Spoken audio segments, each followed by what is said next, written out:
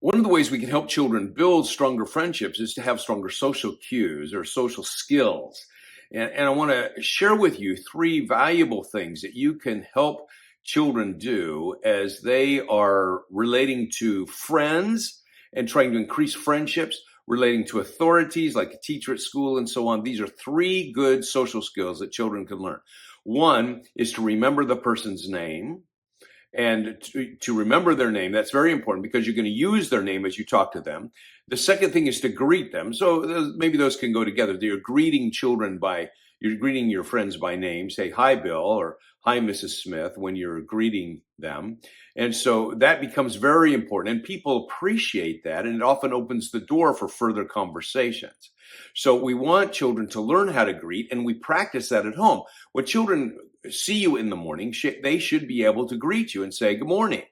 Whether they use your name or not whether say dad or mom is not as important as just greeting you. Everybody needs to greet other people. When you come into the house, you greet someone.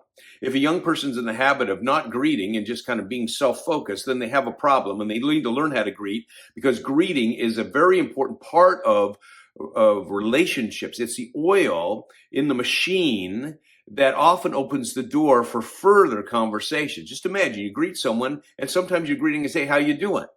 And the response is, fine. And that's just a typical greeting that we have. But sometimes someone will say, not too well. And you go, oh, there's an opportunity for some more conversation.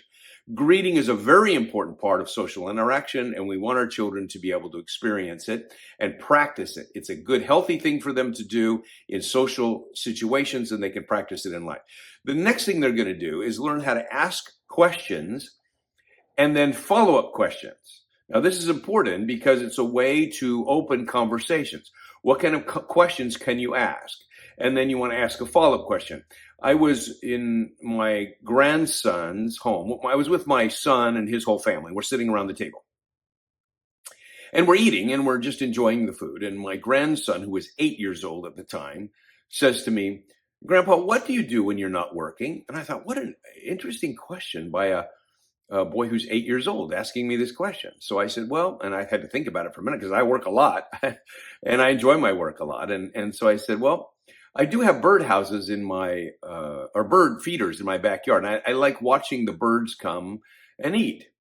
And then things were quiet for a little bit. And then he says this, he says, well, what's your favorite bird?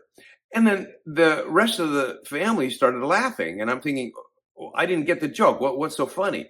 And my son then says, what he's doing is something we've been practicing in our home, which is asking questions and follow-up questions. So we all know what he's doing.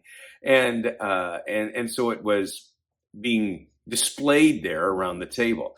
And I liked it. I think it's something that considers the other person, not just yourself. It's edifying when you ask questions and follow-up questions. And I think that becomes very important. I like the scripture in 1 Thessalonians 5:11. It says, therefore, encourage one another and build each other up, just as in fact you are doing.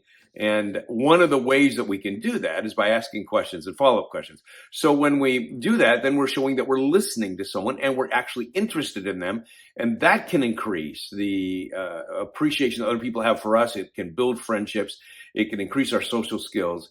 So keep that in mind as you work with the things that you're working on with your children as you develop these social skills, because they're so important. There are other ones I'm sure that you've identified and you can help your kids learn, but you can practice them in the lives of your grandkids. So work on that and your children and grandchildren so you can help them develop the life skills they need in this area of social development.